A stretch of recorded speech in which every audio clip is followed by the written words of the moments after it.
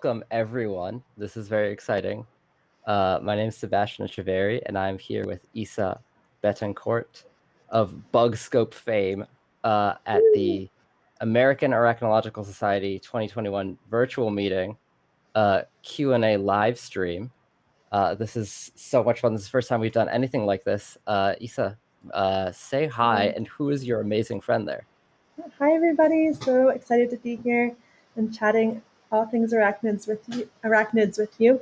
I'm here with Dr. Joanne Thackeray, who is my Chilean rose hair tarantula, who will be joining me and Sebastian today, and all of you to answer the questions and take a look at the photos or feel the vibes of the photos and the observations that have been submitted in the Bioblitz. Yeah, I'm very jealous because my tarantulas are currently buried in their tunnels and not wanting to come outside. Oh, can't blame them. So I'm glad that yours is available. So this is a really fun event. If I've set everything up right, and that is again question mark. This should be live streaming on the AAS YouTube, Twitter, and Facebook group. I'm going to do a quick check to just make sure that that is a thing that is happening. Does it say, Sebastian, does it say you're multicasting 2 running at the top of the screen above the Yes, it says participant? 3 running, which is perfect. That's That's the right good. number.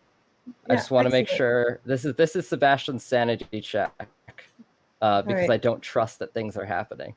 I'm sorry. Yeah. Yeah, this is Um, so I have a question about who this yeah. spider is again. This is Thackeray for short, a Chilean rose hair tarantula who's joining us on the broadcast, this special edition for the American Arachnology Society 2021 virtual Bioblitz Q&A session. It's a very long title. Yes. Packed with Let's just call arachnid it the fun. the Arachnids 21 live stream or the AAS live stream. Okay, there we go. Because I have a feeling we might say it several times and we're gonna Okay, sounds good. save us the mouthful. So this is a fun event for us because Issa and I love to talk arachnids with each other. We do it every month over on her streaming channel, the Bug Scope, which I'm sure many of you might be familiar with. Every month Issa's out there talking, or every week actually, you're talking about different arthropods, often spiders, but not always, often other kinds of wonderful arthropods. And so we were lucky enough to have Issa join us for this event. So cool things that are happening before we get started. Today, we're going to be answering a lot of questions, both ones that came in that you guys might have right now, or ones that were submitted earlier to the AAS Twitter account. We're going to be talking just general cool things about arachnids because there's a lot. I think every time Issa and I meet, we do that, and it's like hours, and we still have cool things to talk about. And my favorite thing that I'm so excited to do this weekend is a Bioblitz. So the entire conference is out right now. All our attendees, or most of them, are out right now trying to find as many arachnids as possible and add them to our iNaturalist project. And we have had quite a few submissions so far. So we're going to be highlighting some of those incredibly impressive. Look at that. 490 observations of arachnids. We are at 160 species. Last year, our record over the entire weekend was something like in the mid 200s. So I think we're on track to really smash that number. And there's actually been a contest where we are guessing conference. If you're an attendee of the conference, type it or tweet at the AAS account or post this at a comment on the whatever service you're seeing this on. The total number of species you think we're going to get over the whole BioBlitz. Whoever's closest to that number without going over, we have someone declared Price is Right rule, so we got to go with it. Will win a prize. We've got a bunch of really cool arachnid themed art and stickers and various other things that we will mail out to you. Awesome. Have So you get your guessed? guesses in. Isa, have you guessed already how many you think we're going to get? I have not contemplated this yet. I will confer with Thackeray here and we will come up with a number.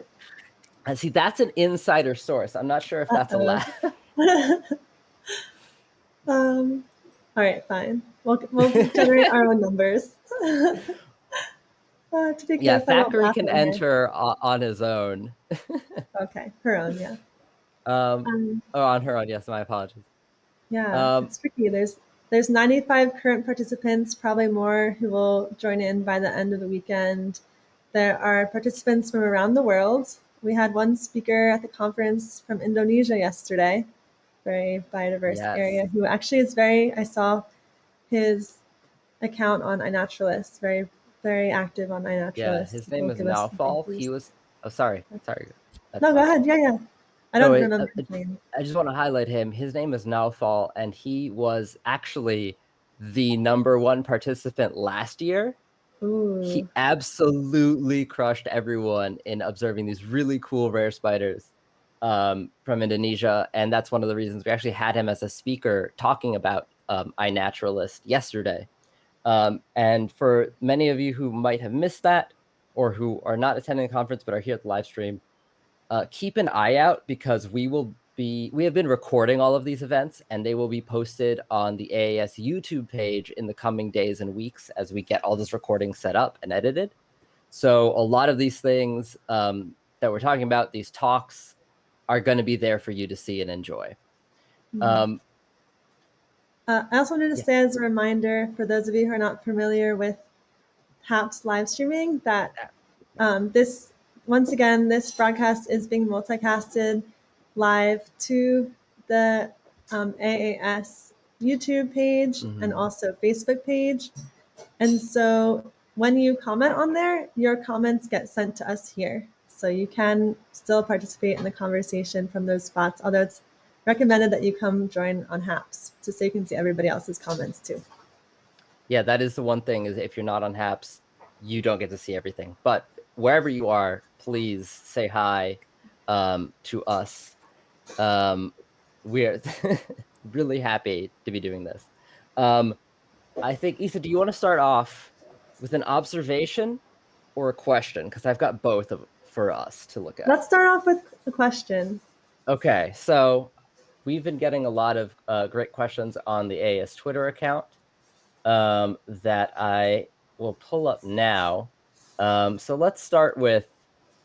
All right, this one I think is a good one to start with because we are both here because we love arachnids. And so Alexis Dodson, congrats on getting your master's recently, by the way, Alexis, asks, what are each of your all-time favorite arachnids and why? Now, this is a big question because there's a lot of arachnids out there. We were looking at the numbers earlier today, and Issa, I think you had the count on the approximate number of species we have to choose between. That's right. So there are over 100,000 species of arachnids. I'll bring up a little chart to assist with Perfect. the chat here, the topic. There are over 100,000 species of arachnids that have been described by scientists over the years, and almost half of them are the spiders, and almost half of them are the mites, which is Acarina at the top there. But then there's still like over about 500,000 that are estimated to Yeah. still be out there and awaiting discovery. So that's So one of there's the a lot cool to choose things. from here. Yeah. Arachnids are actually one of the groups of animals that are like one of the most common new species to be found these days. So our answers might change as new, even cooler species are discovered. But we have to choose one. Issa, do you have a all-time favorite arachnid, or should I go first? Can we pick a couple of them, or do we have to Yes. pick just Okay. one? Top three. Top three. Sure. How Okay. about just, Top three. I like to be more vague and say a few of my favorites are. But you Okay. can We won't go play ahead. favorite. Okay. Go ahead. You go first. Oh, okay. Okay. All right. Um, one of my top favorite arachnids, in part because of its uh, recent potential history, I guess, that's not a great way of saying it, is maybe question mark horseshoe crabs. And that's not because I don't know whether or not I like them, but we don't know for sure yet whether or not they are arachnids. For a long time, people thought that they weren't arachnids, and then there have been a couple of recent studies in the last few years that have got pretty compelling evidence that they might actually be an arachnid that actually re-evolved to live in the water potentially. So I really like the story of an animal that like changes how we understand like the evolution of an entire group. You know, we used to think that arachnids were like there was one ancestor that came onto land, and then from their descendants, those are the arachnids, and there are also other chelicerates, which is the kind of bigger group that arachnids are part of, that stayed in the water, like sea scorpions and stuff like that. And that's where we thought horseshoe crabs were, but this potential change has made that made me have to rethink of how I thought these animals evolved. And I love that sort of thing. So that's one of my favorites is the horseshoe crab. There's like a few species, but I'll group the like 3 or so species together. Nice. Yeah. I definitely have a soft spot for horseshoe crabs because I'm so fortunate to have grown up in an area where I saw them every summer at the shore in southern New Jersey. But Oh, that's awesome. it wasn't until later in life that I was able to more fully appreciate them once I learned more about them. Yeah.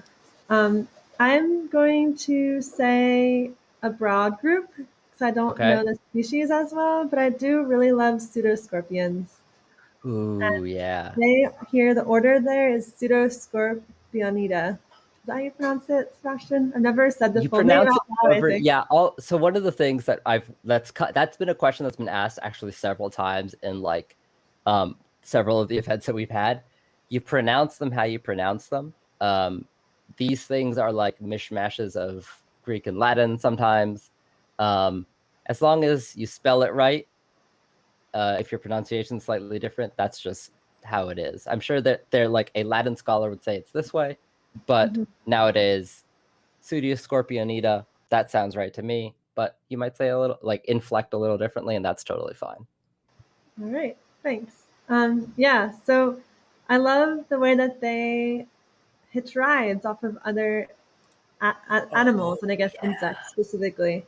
And I first, I'm like gonna share all the stories I was thinking of sharing at the casual night tonight. So I have to hold my tongue for some of them. But one story I'll share from that is that um, I like kind of discovered that a little bit on by accident in a way because there was a Mm-hmm. crane fly in my room back in college. I was taking a spider biology class at the time with Dr. Linda Rayer, and I caught the crane fly, brought it outside, went back to my desk in my room, and went to go continue working on something. But then I looked at my hand, and there was a little pseudo scorpion on my hand, and I was like, "What Oh, that's on earth? Like, amazing. where did this come from? It's in the middle of the house, like not seems pretty far away from home." Because for those not familiar with pseudo scorpions, they look like tiny little scorpions, but they don't have like a tail like We scorpions do with venom.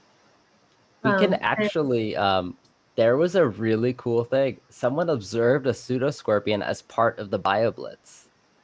So oh yeah, either that's right. Oh, there we go. Yeah, yeah, here. Okay, if good you idea. I can yeah, do you share want my to put it screen. up or Sure, I'll share my screen. awesome. Cool.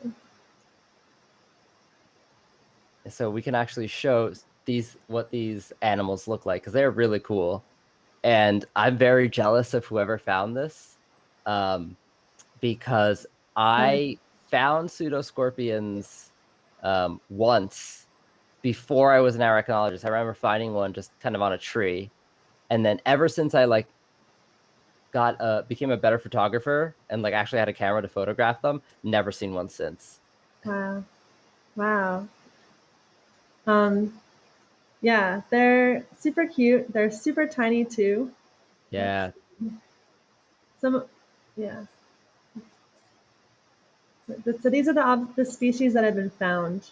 Not the photos that were submitted, but if you go to the list of observations, it was one of the more recent ones I remember. Okay. Cool. Um, Wow, some beautiful observations here. Ah, and even a spider eating lunch or dinner. I think Oh, here we should go. be, yeah, right there. So here's a photograph of a Pseudo Scorpion um, Is seen that Greta by. Binford's observation? Ooh, this is in Portland. Is Greta Binford in Portland? I don't know where she is based, but I will that is the breathe. one Binford that I know within the AAS, which is one of members of our executive committee doing the work of getting the first representation of this entire order of arachnids in our Ooh, Bioblitz. awesome. Yeah, it's it's a really cool group, and this one's pretty unique in the way that it's front. It's pedipalps, right? Those are modified pedipalps in the front. Uh, What is I it? Modified. believe, yeah, those are the count the legs. Yeah, those should be the pedipalps. Okay. Are a different color than the rest of its body. That's rather striking. They're not always like that. I'd say it's somewhat unique. Um, Yeah, oh, Alexis is saying tiny pinch. Yep, because they're tiny yeah. critters. And they use that tiny pinch to ride on stuff. That's the like it's a tiny pinch, but it is enough for them to like grab onto something that is flying through the air. There it's a lot of fun. So exactly what Aaron said in the comments above with Foresty. So I Mhm. was super confused that day when I found it on my hands, going back to the story. And then, like the next week in class, what do we learn about? We learn about Foresty and the different arachnids and how pseudo scorpions hitch a ride on flies and beetles and sometimes grasshoppers, I think, too. All sorts of other different insects. Things Because that can travel, yeah. yeah, they don't have wings, but they are very resourceful animals. Yeah, it's Yeah. really fun to have the mental image of like like a fantasy book, there's like someone riding a Pegasus, but it's like a little pseudo scorpion riding a giant crane fly. Yeah. Totally. Another really cool thing about this group, since we brought it up, is that they actually can produce silk. Mm. So you might associate silk with a spider, and spiders are famous for their ability to make silk and make structures out of silk. Mm-hmm. But pseudoscorpions also use silk to create structures. They'll use it to make nests for their babies, to nests to molt in. And their spinnerets are not on the abdomen like on a spider, but they're actually on the tip of their chelicerae, on their little mouth parts. So the mouth parts are like, if you see the tiny little pinchers in between the big, long, beefy arms, that's where those would be. So it's I can see. very, I believe those are the two arachnid orders that can produce silk. And it's very interesting that they are not necessarily each other's closest relative at all. Hmm. Yeah, it's one more example of how silk has evolved independently in arthropods. Yeah, because there are insects that can use it too. Hmm. Um, I'll do a quick pseudo scorpion. One of my other favorite facts about them, since we're here, is that they actually will the moms will like they basically carry their eggs. They have like a brood pouch, so it's not quite like mammals where it's like an internal um um growing of the embryo, but they basically have the eggs on their belly and they'll carry them around to protect them. Oh, And it looks really silly because like the massive eggs is much bigger than the abdomen of this tiny female pseudoscorpion. Um, oh, that's right. Of course. Mite, thank you, Rich Bradley. Mites also produce silk. Yes. oh yeah, of course, spider Of mite. course. Yeah. Every time I forget about that, but of course that's like one of the biggest fields of research in the mite world, of pest control of these spider mites that will produce little silk things all over all over plants as they eat them. Thank you, Neville Park, for reminding me, and Rich, Yeah, because I gonna be honest, I forget about mites, and I shouldn't because they're really weird and fascinating. We they're actually have some cool mite the observations to share. biggest class in arachnids are the Yeah, mite. Also, Um, perhaps the biggest unknown for that matter too, in the way that yeah, there's so that's many true. species and potentially the smallest fraction of them have been um, described. Yeah, so they might end up being one of the most numerous groups of the arachnids once we find all of them, if we find all of them. Hopefully we Right. do. Yeah. Um, okay, I think it's my turn. Yeah. Unless you had something else you want to share about pseudo scorpions, because I mean they're cool. Well, no, I don't. I was thinking that maybe we can answer some of the other questions Oh, sure. Yes, absolutely. We've been getting some for questions in the time. chat. Yeah. We're Yeah. a third of the way in too. So Oh, absolutely. Let's do some. Okay, so I'll go real quick. Another one of my favorite. okay. You can't help but share it. I Do have to it. share. Do it. I have to share trapdoor spiders or Lephisius trapdoor spiders. Look how cool they are. Every time they're my favorite, and they have to be shared. I'll just talk about them really quick. They're trapdoor spiders. They're one of the earliest diverging groups of the spiders. So they broke off from the rest of the spider family a long time ago, and they look like a lot of what fossil spiders look like. And they're very cool, and they live in very nicely camouflaged trapdoors. And that's all I'll say about them for now because I love And them. I have to say too that that's a gorgeous photograph, Sebastian, that you took there. Thank Is it you. it's your trapdoor spider that you photographed, or is it Yes, one this is from one of my pet trapdoor spiders back when they were a little bit smaller than they are now, and they hadn't fully gotten the adult coloration yet. Um, Cool. if you come to the casual night tomorrow, which is an event we're having, it's like a arachnid show and tell for our conference. I will be trying to feed them live there. And Issa knows that this has worked before. We did a stream where we fed them, so definitely show that's tomorrow at I believe 8 o'clock. 8 to 10 Casual tomorrow. night. Yeah. But you're right. Let's get to some other wonderful questions. I know there was one in the chat that came up earlier that we're getting submitting live, so we can do one here. Let me pull it up. This was from. Okay, I finally managed to scroll back. This is from John Kenneth Neal Whitcomb, who asks, "Can different spiders breed or create new species, like in the movie Arachnophobia?" So, do you want to take this one? I have not seen arachnophobia. Neither have I. I only know the concept is they basically have like tarantula shaped things with like jumping spider eyes and stuff like that, where it's like these big features from these really distantly related spiders. Um, Okay. and it's not quite like that, but actually different species interbreeding is a really common thing within a lot of groups of arachnids, particularly the one I know about is jumping spiders. And we can take the photo down if I remember All how to do right. that. So I put up your photo just for funsies. This one. Oh yeah, let's put up so The that this is jumping a wonderful spider. logo by T. Francis, our conference logo. Oh, okay. This is a Oh, jumping cool. spider. Um, and in some jumping spiders, there's a lot of hybridization where somewhat closely related species that have males that look really different. Those males, especially in some groups, will just like they will do their courtship dance for like any female that kind of looks like the same species, and like most of the time that doesn't work, but every now and then, um, they will actually be successful in courting that female, and they will mate and reproduce, and they will interbreed, hybridize, and sometimes pass genes and even in some cases like physical traits in between different species. So there's a really cool study by Wayne Madison and a couple other of his collaborators. I think Blackburn is one of the other ones. I can't remember the names. About how like certain features in some groups of some species of paradise spiders are kind of may have evolved at different branches in that family tree and maybe have been like passed or blended back and forth between them due to hybridization, which is a really cool thing that you can actually see it, but it's a thing that happens a lot with some spiders. Even some tarantulas I know, at least in captivity, can interbreed between different species.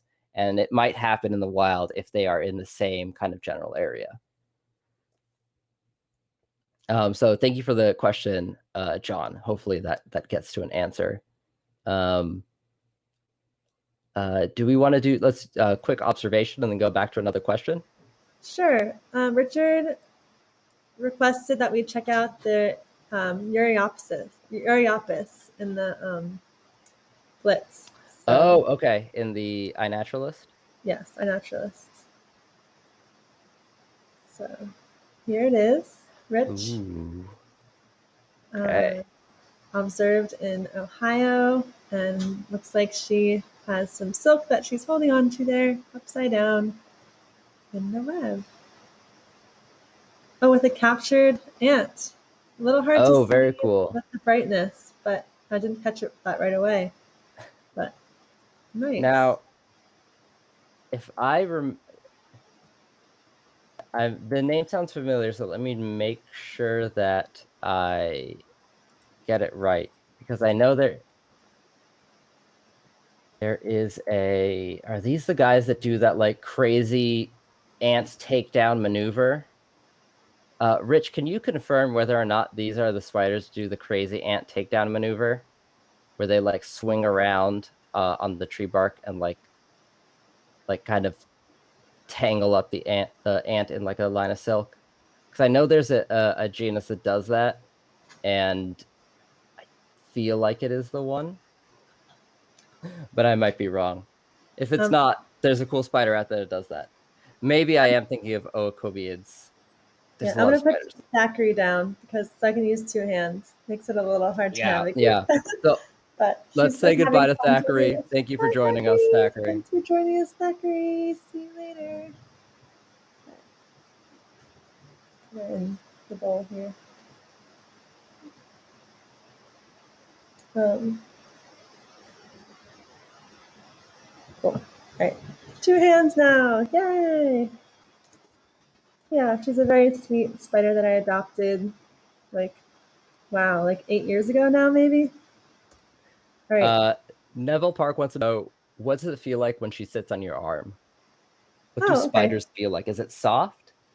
Yeah, she feels like if you just took your fingers and kind of put them lightly on your skin, that's sort of what it feels like because the weight is so distributed across the legs. Hmm. But then sometimes, if there's a little bit of an angle or something, you might feel a little poke from her tarsal claws. Just her holding Yeah, on, but um, it's a very cool sensation that I think is one that everybody ought to experience at some point in their life. Actually, you can see her tarsal claws really well. Let's see if I can show the. Oh, she's gonna walk down. oh no. Okay, never mind. I have her in this bowl for. It's an easy way to hold her in the Can meantime. we, let's see if I can, Okay. okay, I was gonna maximize you to, Yeah. so this is a way to contain your tarantula when it is being Yep. transferred from its home to screen. Yep. Ready for dessert? No. Some people eat tarantulas. I don't think I could. I don't think I could eat them because they're just so wonderful alive, and I just would feel horrible. Yeah, They're friends, not food to me. I So, agree. I wanted to ask Rich if you wanted to come and join us on screen to talk about your observation here. I think, is this your observation, I believe? I So think it. I clicked invite, and you will now see a button above the comment section that you can click to join us in the studio here if you want to talk about the observation. I'm going to uninstant screen me. And yeah. Hi, Frank. How's it going? Okay. All right. No urticating hairs. She has urticating hairs, but it's kind of beyond the point when she would use them. They oftentimes will use them at first as a first sort of reaction of like, go away. But once she knows that this giant animal is moving her around and that's happening, then she won't. She's kind of past the point of flicking the hairs, unless some other sudden movement happens. So, yeah. The spiders will flick hairs, run away, and then last resort bite is often how it goes down. Yeah, it's the Tarantula playbook. I just put it up on screen, but I'm not sure if Rich can join us. But he did comment, and I'll put it back on about that ant capturing maneuver that apparently several species do, including the one that he observed, where they will basically swing down and like do a circular maneuver to like catch the ant and trap it so that they can bite the ant before it bites the spider. Because ants are pretty gnarly if you're the size of a spider, and spiders are a lot squishier than ants, so they require a special technique. Um, I think we can go to after this observation. There are a couple other questions that came in on Okay. Twitter that I want to make sure we get to. Okay. Um, I'll pull one up here. Let's see. Okay, this is a really cool question. I believe this is Justin Starr asked on Twitter. Do we know how, when, or why spider eyes diversified as much as they did in terms of number and arrangement? So spiders, typically have 8 eyes, but one of the really cool things about them is that different groups of spiders will have different eyes that are in different places in their head, different sizes, um, eyes that do different things. So, oh, hey, Rich might actually be joining us. Oh, Hello. cool. Yeah. Um, Hi. Hey, Rich. I'm Can going to I bring you show on up the there? screen. Yeah, here you Yeah. go. You're coming on the screen. Oh, oh, Oh, I think we both clicked on it at the same time. oh, there we are. Hey, Welcome. welcome, Rich. You don't need a picture of me. Yeah, yeah, so sorry. Took me a Oh, that's long no time to problem. navigate through the system to Oh, no actually problem. connect. They don't like my internet. Oh, Um, Thank you for joining us. I think I'm a yeah. little delayed. Hopefully you Oh, can so hopefully you so can that hear me. we Yeah, can hear Yeah, the we you. can hear you. Euryopus is Go Euryopus ahead. is famous for their amazing lightning attack of ants using silk. When you, at least the species I'm aware of, also do a circular dance around their prey, the ants, making a little tent of silk around them to restrain the ant, which is a potentially dangerous prey. And it's almost exactly the same kind of a dance done by Ecobius and the Herceliid spiders in the family Herceliidae, which have those incredibly long spinnerets. They all create a kind of a tent controlling the ant so they could sneak up on it and bite it. At least with Ecobius and with Euryopus, they tend to bite them near the base of the antennae, which seems like an almost impossible place to get to with the big jaws of the ant trying to get at you. But if you look at some of my videos online of Ecobius, you can see that behavior. They're astounding animals. Ants are really pretty dangerous predators, so it takes a really special spider to take them down. Yeah, that is a really cool technique. I Rich, was where just could people find those videos so that they can see this awesome behavior? uh, President, um, I there you think are. I think the majority of them are not Hi. online yet. I was dreaming that they were. I'm thinking of a channel I've created for my class, but I'm realizing now it's not generally available, so I'll have to upload some. But Pancho Acebes has a wonderful project involving what he calls the ant slayer down in Australia, and I think Pancho has some um, videos online, but I don't know the link. So maybe if he's signed in today, he can send people that link, and we can look at them.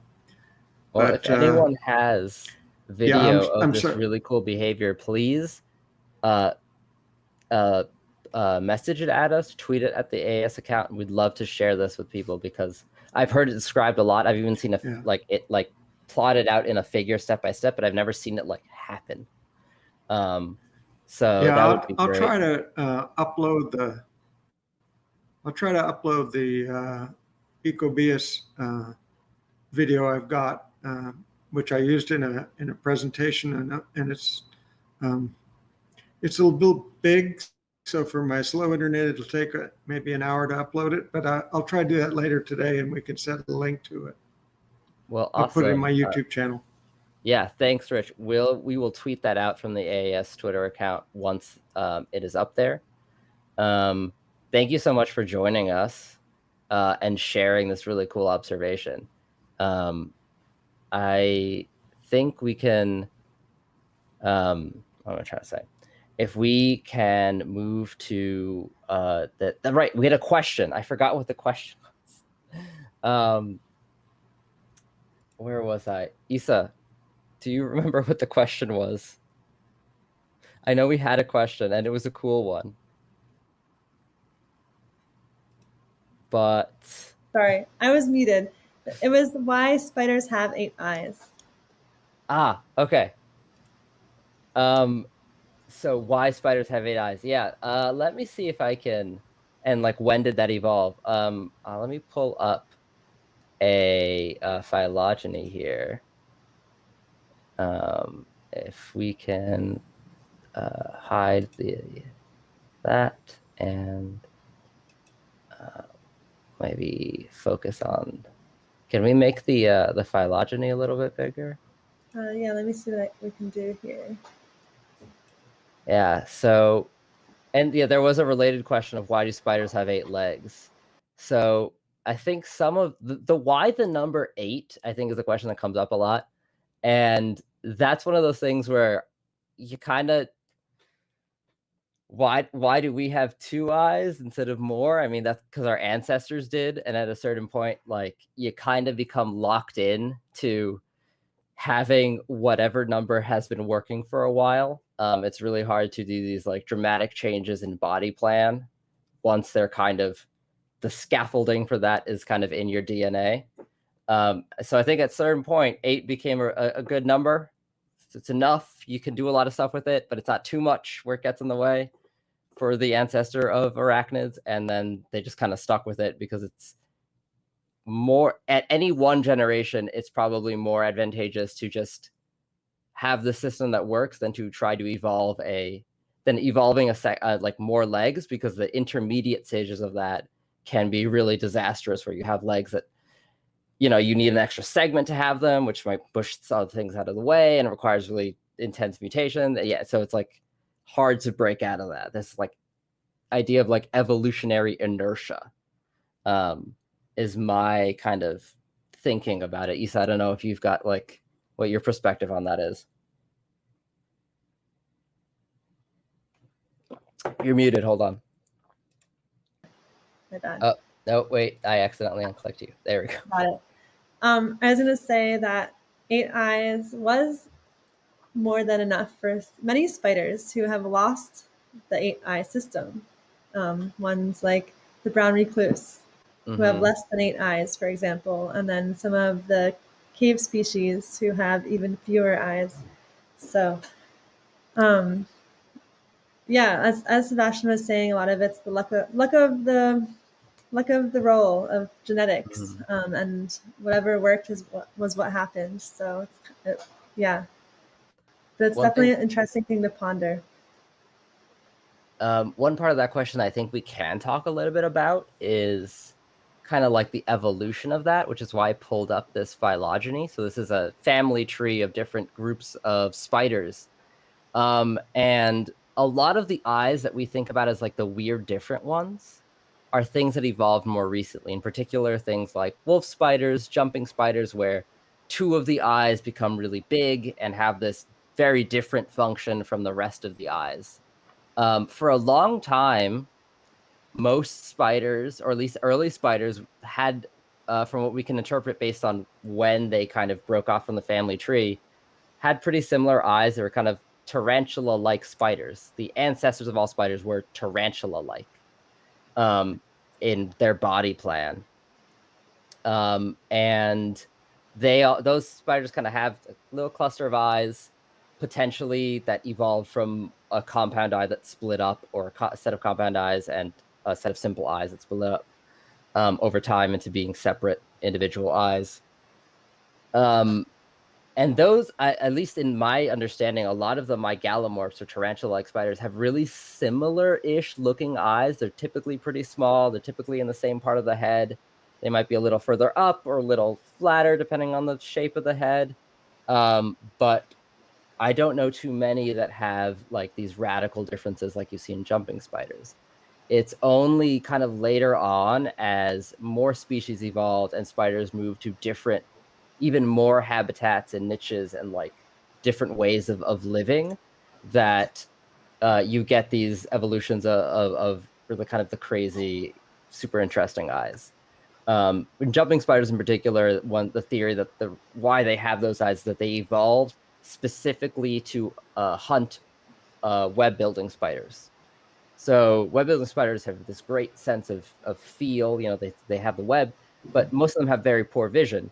And so a really good adaptation for taking them out is being able to see them from further away than their web, and then you can attack them and plan an attack more easily. So once that became like a thing, that a niche or a way of living that was like an option, then there's selection for like, okay, let's get some eyes for that to get to work to do that better.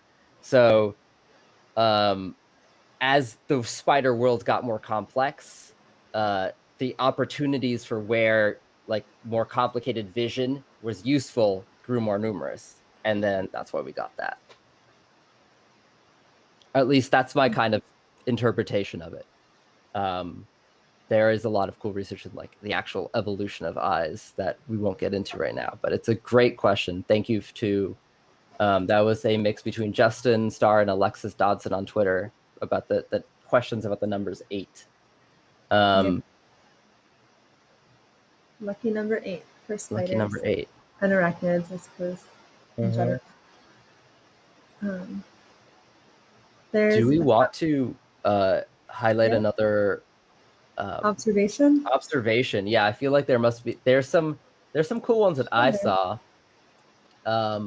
Like there was one of, since we talked about mites, there's one of a sumo mite, genus Allothrombium, that are always really fun to see. These are the mites that I see the most often, probably. Okay.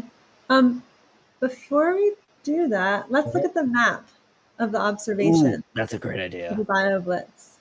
So one thing that's so cool about iNaturalist is you can just, for these projects, we can see a map of where observations are coming in from across the globe.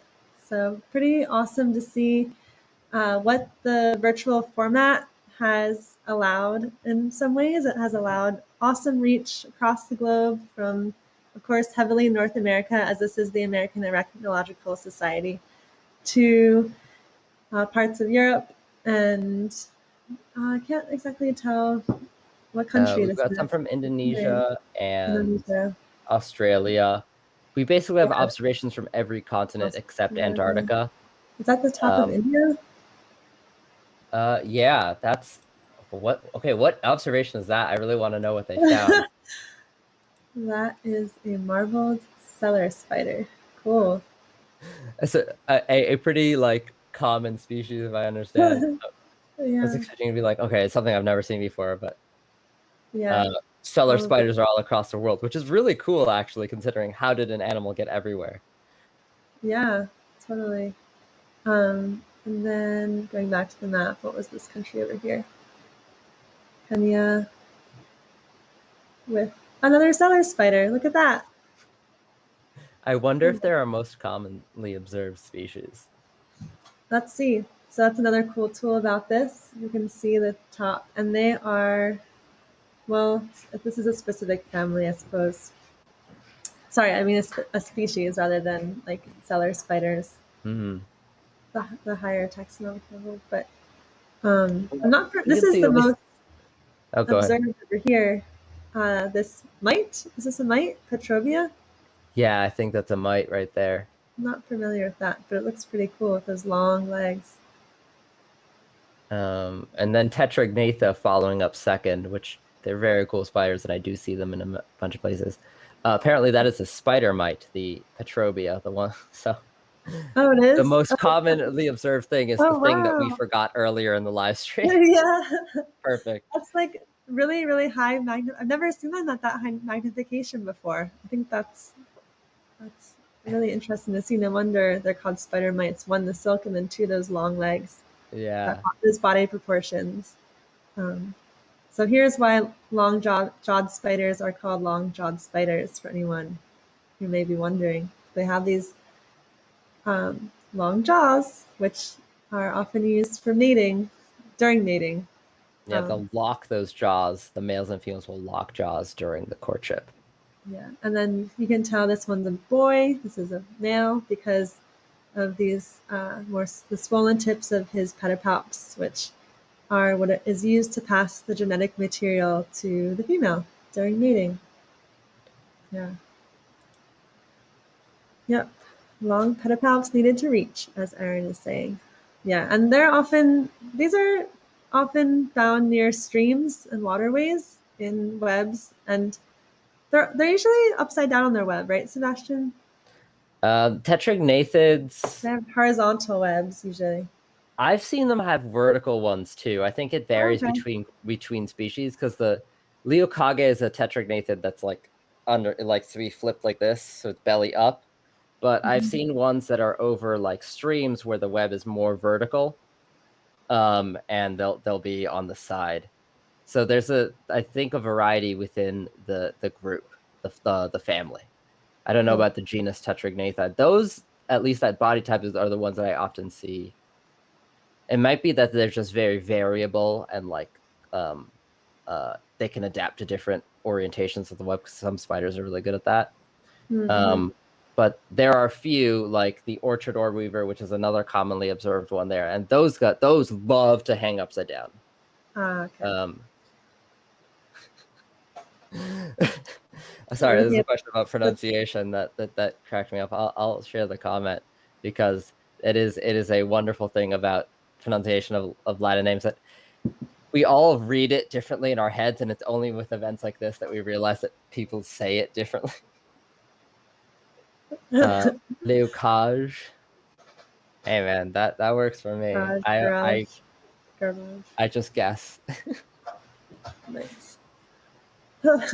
I was always told by our our classicists who came for years and years to the meetings um, that the best way to pronounce that is Lucauge, which Oh, has really floored me. I would never pick that as a pronunciation, but that was what Don Cameron, who is an amazing linguist and classicist, has advised us to use as a pronunciation for it. So it's sort of completely different from the Lucage, which is sort of how you would pronounce it, maybe if it was a French word, but he says Lucauge. So there Lucage. you go. Okay. Hey, ah, Lucage is what some of the experts say, but if you say Lucage, I'm right there with you too. Let me another see if we pronunciation had any comp. more questions from Twitter to get to. Oh, this Nibbles. is a really fun question. Yeah. That maybe a lot of us in the chat can participate and we can share some things. Um, this is a question from, actually, let me confirm who it was because I do want to shout them out. Well, I'll say it in a second, but the question is a lot of us are looking for really cool things with arachnids on them. We want t-shirts with Mm, arachnids. We want jewelry with arachnids. We want art with arachnids. Not a surprise, most of the people here love these animals. And Maddie Hannibal wants to know what recommendations you have about artists, stores that have um, arachnid art and arachnid apparel. Um, there is, I'll start off. The AAS actually has some featured artists mm, as part of our conference. So there is that's a page on our conference site that I will pull up where yeah. we have some artists that wanted to share their art with the conference. And they have a list to all their stores and the types of things that they have. And I've gotten some stuff from some of these, and I can really say others that I've seen on Twitter are really cool. So let me put that link up. But in the meantime, I'd love to hear from um, Isa, Rich, where do you get your spider stuff? And everyone in the chat, like, if you got a spider artist that you like, shout them out. Yeah, I have gotten my t-shirts from Thomas Shahan. I have the Spider Eye t-shirt from him and also the Arachnid t-shirt from him. So they're really fantastic. And yeah, do you have that shirt too, Rich? Which one you do? Yeah, they're the best.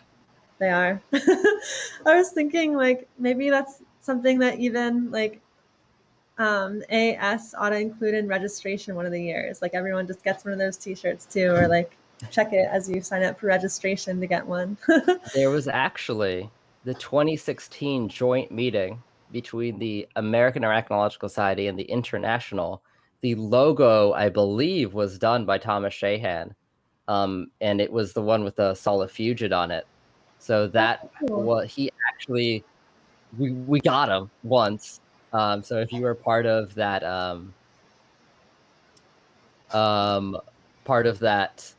meeting, you had a chance to get one. I think there's a similar solifugid image on his store, but there's that specific one was a conference special. Nice.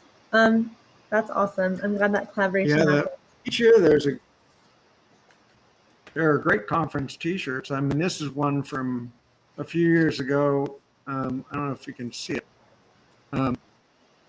up in Michigan, and maybe it doesn't show up terribly well, but it has both a tarantula and a tetragnathed honoring the two specialties of the two sponsors of that meeting. Uh, are my memories. Kara, I'm trying to remember the other woman's name, and it's not coming to me now. I'm really embarrassed. But the meetings T-shirts are always chosen by the host, and the art is often excellent. So they aren't all Shahan, but they're all wonderful. Mm-hmm. Um, Um, and I and oh, sorry, Kara, go ahead. both the two hosts. Sorry. Okay. Cool. Yeah, no problem. Thanks for sharing, Cool. Rich. Yeah, I know there was one year. I think there was a like Wayne Madison jumping spider shirt that I really wish I could get my hands on, but it was like way before I became an arachnologist. I do want to say that if you loved our conference logo that was done by the incredible T. Francis, let's put that up here. All right, really cool jumping spider. We have a Redbubble account where you can get stickers and mugs with this cool conference logo. Since we're not in person, they will be shipped directly to you. And I will pull that link up in a second. But what I really wanted to do, there was one last question that I think would be great to finish up on. As the cat wanders across it. That's not an arachnid. I had to move. I had to move the Thackeray before Oh, she it's came fair. by. But Thackeray is safe in the bowl, and the bowl made it very easy to put her into the cage in a safe Wonderful. spot. So, all There's a question on Twitter from Twitter user Croissant, who had a great question that I think maybe many of us might have on their mind. How do you get started on becoming an arachnologist?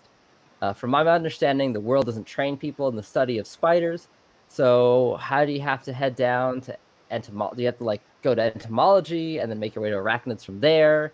Like, how does this happen for people? Because there aren't a lot of just straight up arachnology courses. And I don't know, maybe we can talk about our experiences and other things that have gotten people there that we know about. Like Issa, how yeah, did you become someone who knows who works with spiders? yeah. I was lucky to during my undergrad have a get connected with the spider lab because I went to university with entomology, and I definitely was not planning on getting so into spiders, but the opportunity presented itself, and I took this spider biology course and started working in the lab, taking care of the spiders and whatnot too, and just kind of fell into it in that way. And so I guess being open to the opportunity. And I know that happens with different ways. That's a pretty straightforward, simple way for it to happen, I suppose. And I know it happens in many different ways for different people. But definitely for people who know it's the direction they want to go now, start making connections and exploring what aspects within arachnology like really pique your interest. And then just, I think, being networking and reaching out to people to get more information and see what opportunities are out there is really powerful. And there's so many resources these days online. It's also traveling and visiting places where there are arachnologists or entomologists that are, tangential on arachnology. So connect, network, connect. This, and you being here with us today is a great, with AAS 21, Arachnids 21 is a great way to go in that direction too. Yeah, one of the things I really love about the virtual meeting is that we've had a lot of people who aren't necessarily already arachnologists, but just really love these animals and are interested in it. And because it's virtual, you can attend no matter where you are, no matter if you have like university funding to travel like you normally need to. And so if you're here or if you're just watching, you can see from the AS Twitter account, we are retweeting a lot of our attendees. And once the research talks are up on YouTube, you'll be able to see what research is happening. And my advice for anyone is to email someone who's you think is doing cool stuff. Because and ask like, hey, I'm interested in this field. I like what you're doing. Are there any opportunities or do you know anyone who has any? Because a lot of the time, whether or not they may not be in the same place, they may not have an opportunity, but they will know people. Oh yeah, there's an arachnologist in this museum that's like an hour from you or whatever, that might be looking for a student. And that is one of the ways that you find people, because arachnologists are kind of everywhere. Sometimes they're in entomology departments, sometimes they're in like agricultural science departments. We can be spread out. And so going through that network of people through social media, through just reaching out via email, it's really great. And I've seen, that be a way for people to get in. Oh, that's a good point. Paula wanted us, and I'll put it up on screen, to mention we do have a page on the AS website about potential advisors or mentors that have wanted to put their name out there to like advertise that they might be taking students, or they might just be people that we know that have a really great mentoring history. So I would check that out and reach out to these people, because we're never going to be upset to hear that someone cares about arachnids, right? Like, I know that one of the fears is like, oh, I don't want to be a bother. When I get an email, it's like, I like arachnids. Can you help me learn more? Like, that's the best email I get all day, right? Yeah. And if you don't get a response right away from someone, email them again. Yeah. Yeah. Because we also get a lot of emails. Yeah. Don't think twice about it. Academia, you get so many emails that you always have like hundreds or thousands of emails that are not checked as like sitting in your mailbox, because it's not even worth just clicking through to mark them as read. Does that matter? Rich, do you want to chime in on how you ended up on this path? Sure. So I actually was an ornithologist. My focus was birds for many years. And when I decided to go back for my PhD, I was going to work on a bird project too. But it turned out that the projects I chose, it was a predator-prey question that I was asking. The birds were not cooperating. They weren't feeding on prey that I could actually quantify. And after struggling with several choices, my advisors on my PhD committee, one of them was a scorpion specialist, Eric Toulson. He said, you should work on scorpions because they eat the same thing as your birds, and you don't need to get any permits to work on them. And they're absolutely dirt common here in Albuquerque. So it was basically a switch from a different model organism for a particular ecological question. But once I got into the scorpions, then arachnids grabbed me, and now, of course, they're a big part of my life. So it's like I got into scorpions because they were an appropriate predator, but once I got in, I got hooked. Awesome. Yeah. Sounds, I wonder if that's similar with Katerina, because she was telling last night about how she was afraid of spiders. Well, it's different, of course, but and then she had an opportunity for a job and she applied for it even though she was really afraid of spiders. So here she has a fear of spiders too. And then the rest is history.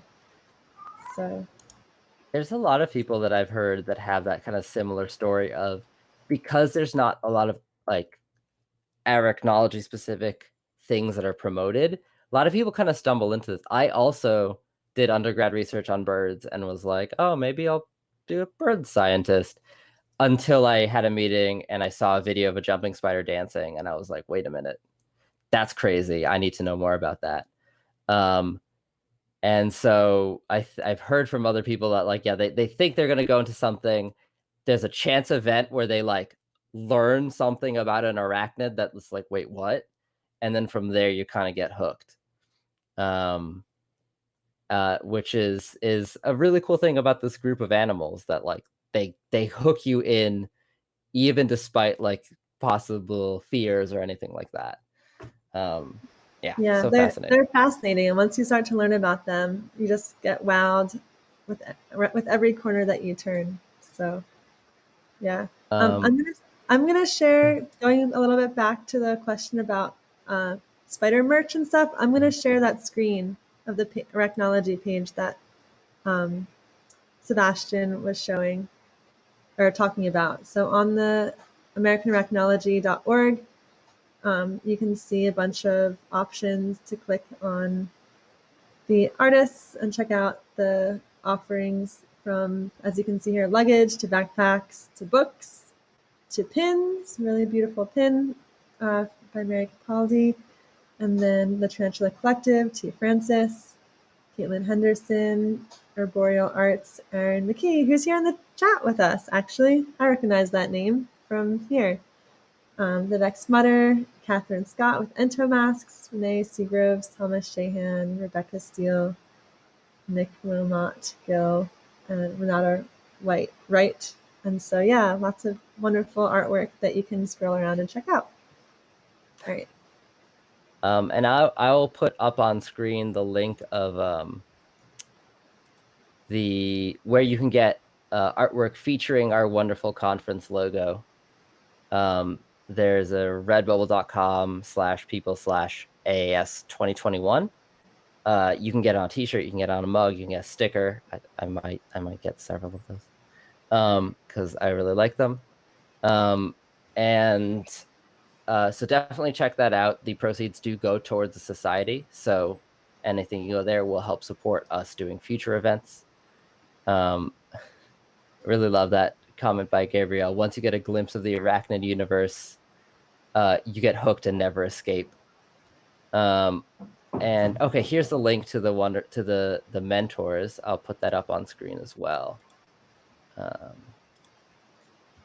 And it is in our chat, the link to a mentor list on the AAS website, which is a great place to get started. The other thing that I'll mention is there are 2 Twitter lists of arachnologists that are on Twitter, which means we're on social media and we're happy to like talk to people. There's one list that I've put together, and then another one that's by one of our very frequent commenters, and actually one of the people doing the live tweeting for this conference, Neville Park on Twitter, who also has another list of it pre-fills it as just saying Twitter, but these are 2 lists of Twitter accounts from arachnologists. And so those are people that you can reach out to, follow them, see what they're up to, message them or tweet at them. hey, I'm interested. Do you know anyone in this area? Are there opportunities, etc. So yeah, definitely connect with us. We're people, we're everywhere, and we love to talk about these animals, as you may have noticed by the fact that I can't stop talking about these animals. Yes, they are awesome. And yeah. Cool. We're coming up on our closing up on our our planned stream time at least. Yeah. And Issa, I don't know, don't necessarily. I know you might want to go out and collect some arachnids yourself, but I wanted to end on, maybe we could end with like one last cool observation that we saw Sure. in the Bioblitz to get people going. What to pick with all these cool arachnids? It's hard to pick one. So there are some cool tarantula observations. Since we started with a tarantula, I think the logical end point of this is that we end with a tarantula. Right. And I saw some tarantula observations on the list, and I was hoping you could pull some up for us. Because at least for me, a tarantula in the wild is like a very special thing. Here in Pennsylvania, that doesn't happen. Yeah. And so all the tarantulas I've ever seen have been look, either on a digital screen, in a zoo, or in my enclosures for my pets. what should I look up? Megalomorph? Yeah. That'll Okay. get us some cool stuff. Ooh. Ooh, actually, we have some non-tarantula megalomorphs too. Yeah. Which, look at the map from where they're coming in from. These are all South and Central Central and America. South America. Shall we go to Costa Rica or Brazil? Let's see what's happening in Brazil. Okay. Especially since it is one of our awesome South American observations. Oh, look, it's a scared spider, everybody. This is what a shy, scared spider, defensive, or, not really defensive, but a scared spider looks like. With its legs all scrunched up together. Actually, I have a spider here live that also is in a scared pose. Yeah. Little Joanne Thackeray. So if you ever see a scrunched up. a tarantula in a movie and it's doing that pose, that spider's actually scared and it wants to hide from the world. And the way they hide from the world is that they cover their eyes with their legs and become small and nothing can see them because they can't see anything. It's very adorable.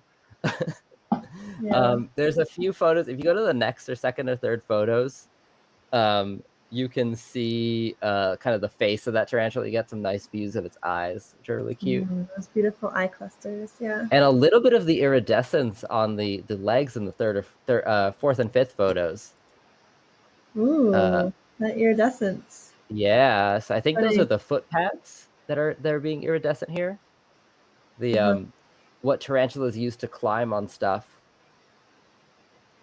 They've got these cool little foot pads with a ton of hairs. And since those hairs are so tiny, they interact with light in a weird way that makes this cool iridescent pattern.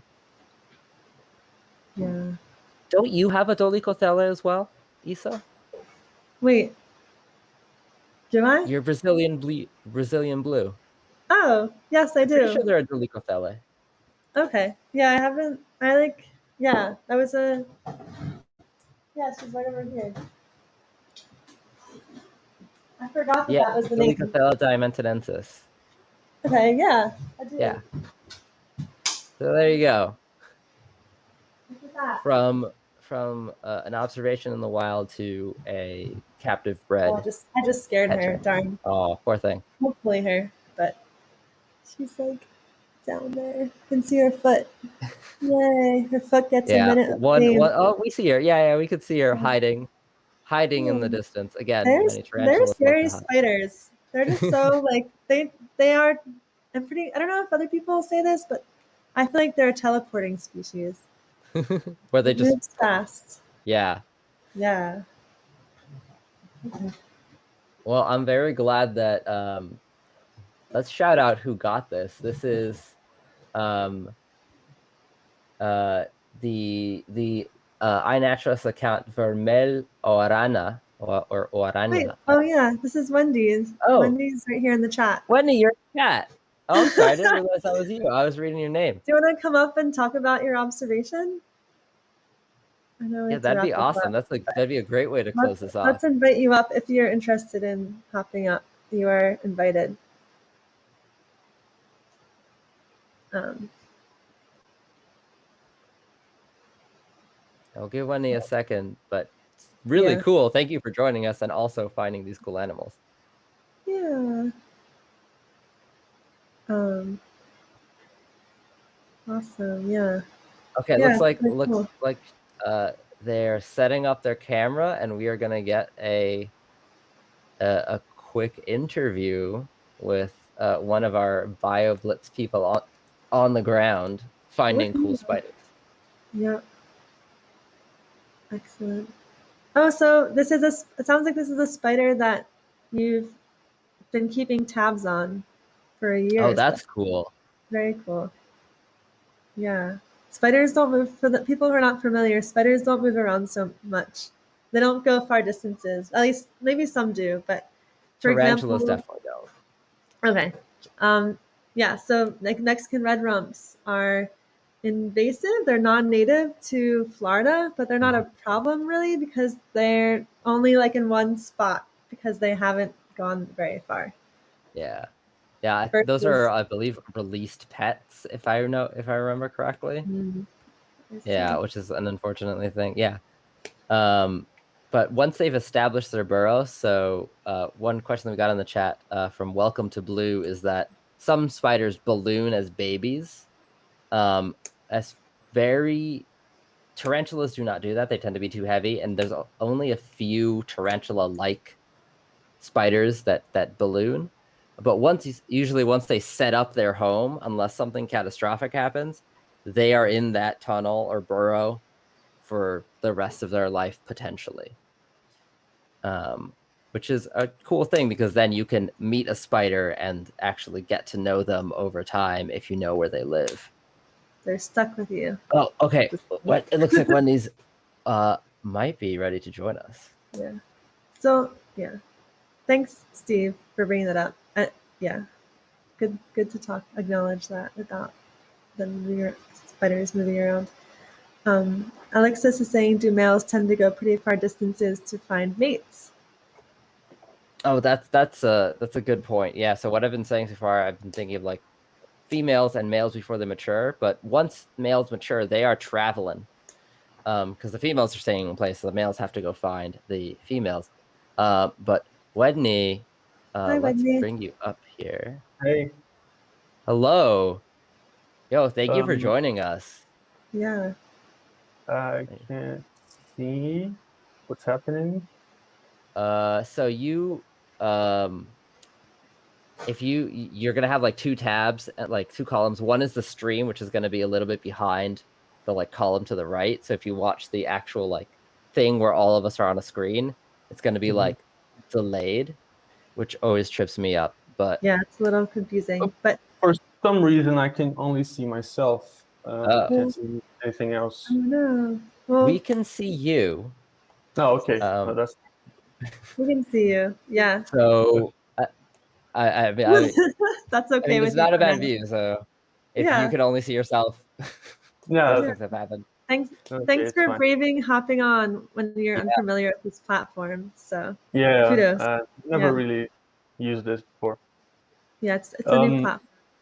I remember someone asked me where did I get it. I got this little Dolicotili. I was collecting spiders for my undergraduate thesis that I'm still working on, and including I'm presenting a poster on Monday. Oh, awesome. Well, the poster is up already, so I'm just going to be taking questions. And she was in the wall of the place we were staying in the national park. Um, it's like a little cabin for people who go there to research. And she was like in a little hole in the wall, and I only saw her little paws out, and they immediately the glue like green. I was like, what is this? I never seen this right before. So I was like, oh, she's so pretty.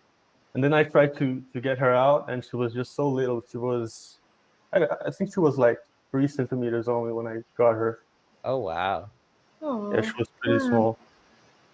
that's cool. Yeah, really sweet and cool coloration there on this Yeah, tarantula. that iridescence is awesome. Yeah, Yeah. I only saw that on Vicularia, I think. Yeah, Hmm. I think I only Yeah. saw that on Vicularia before, not on other species or groups. Mhm. Yeah, I've seen it on. I know some other arboreals have a similar like toe pad kind of iridescence. I guess Carabena, but Carabena is very close to Avicularia. But I know some Salmopaeus kind of. It's not. I don't. Mine's not as dramatic, but they sometimes are a little shimmery.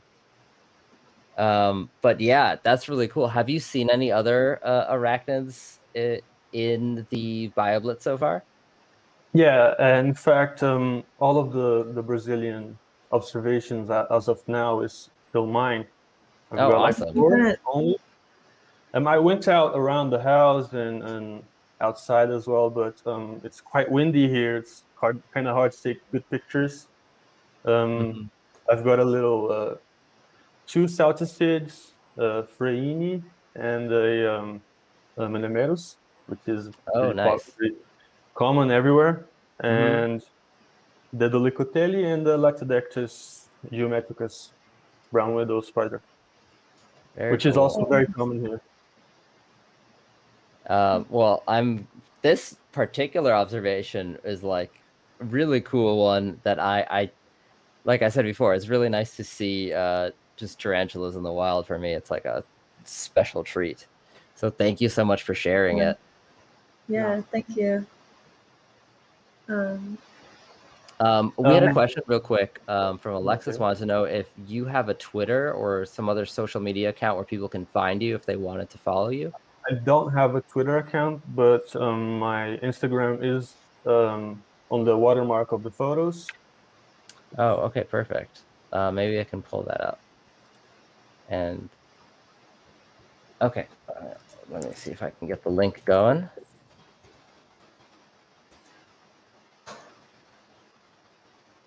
Yeah. mm, um, Oh, I must have typoed it. Hold on. the observations for the project are at 509 now, with Oh, wow, we broke 171 500. species. Yeah, Okay. 56 observers. Yeah, I'm thinking of going out tomorrow, looking for some others in the close park that I have here. See if I can find some more species. But I don't know. It's kind of very cold and windy here this time. Yeah, it's Oh, that's true. more, yeah, colder season, right? Well, if you want to follow Wedney's search for cool arachnids, um, obviously follow the BioBlitz, but I've just posted his Instagram up on screen, where you can check out his photography and a very cute dog, which, despite not being an arachnid, is still here. Yeah, I Those have pets, three they sneak dogs. into these. And Get in that's there, yeah. my cat and then this dog.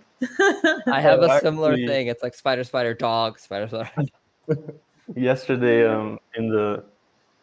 we were at the discussion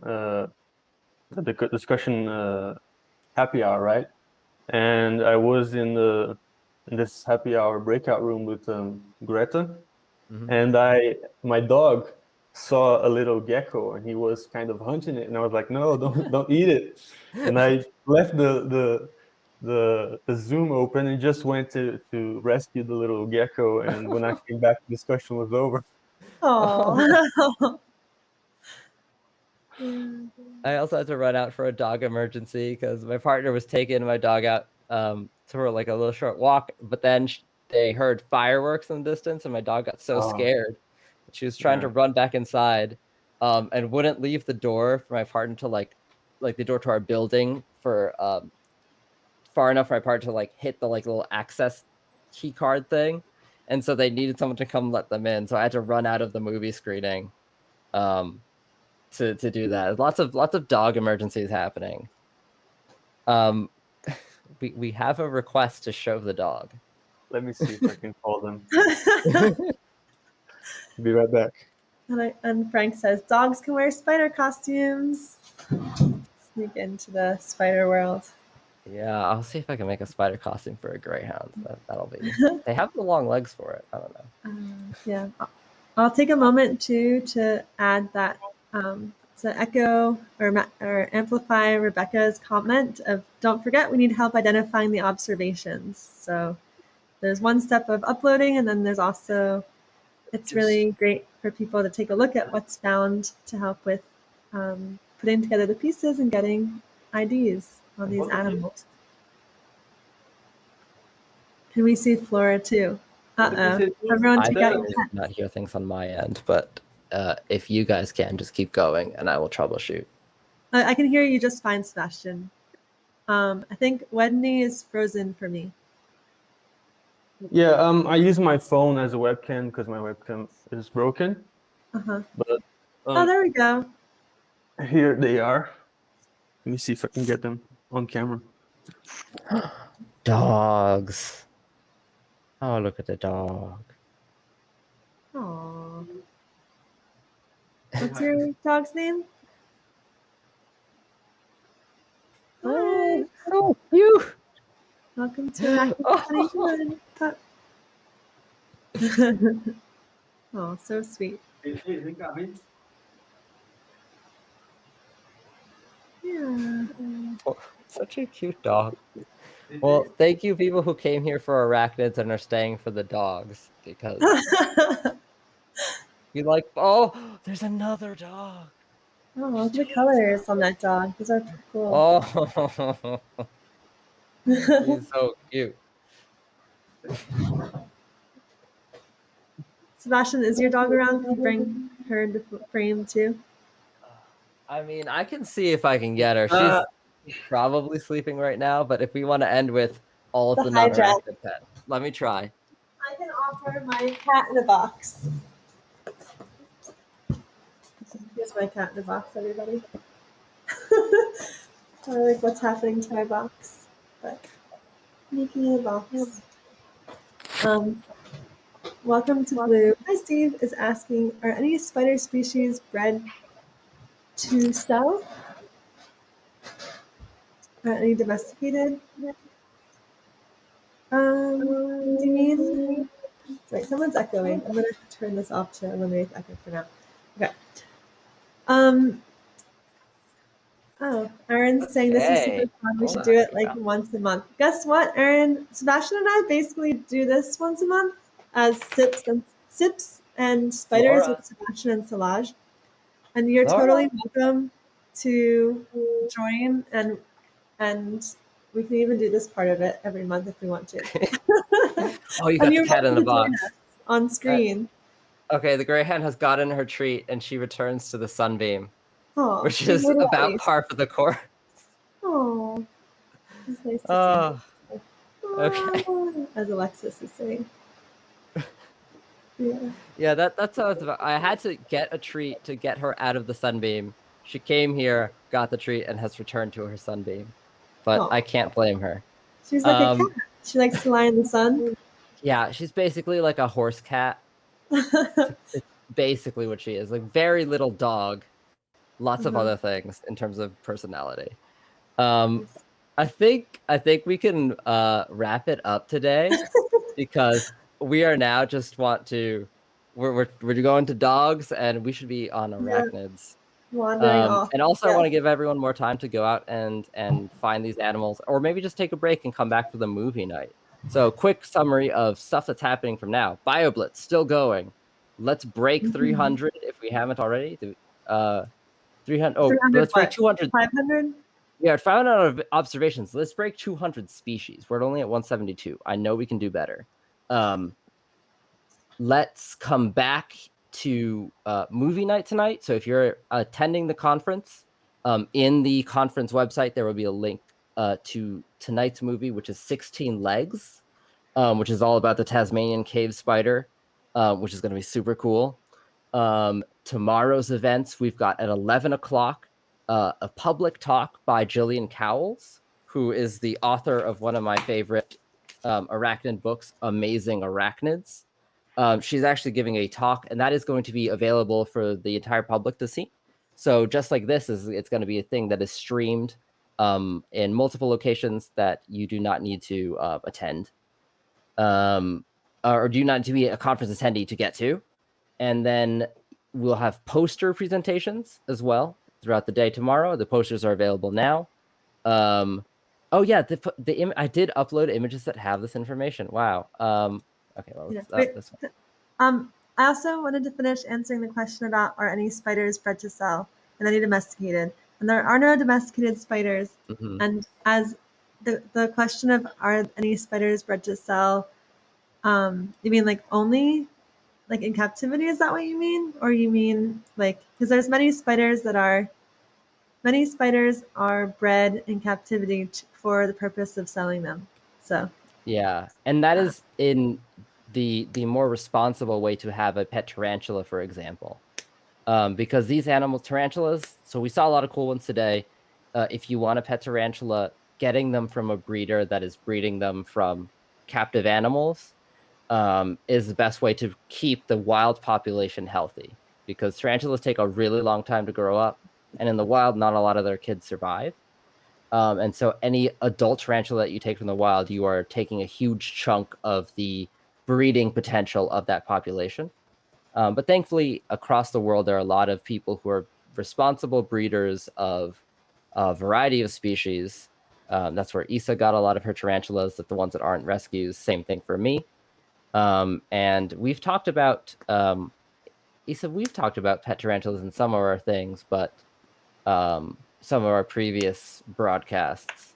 So I won't go into it now, but if you have questions about that, you can tweet at me or Isa on Twitter, and we'd be happy to direct you to where we got our spiders and things like that. all right, But back to the events of yes, the conference. thank Yeah. you.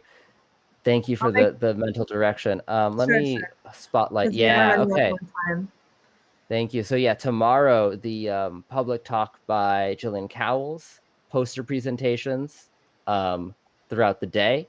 And then in the evening, casual night, aka arachnid show and tell. If you're interested in showing something at casual night, send an email to Rich Bradley, who was here earlier. I believe his email is, well, I can pull it up in a second.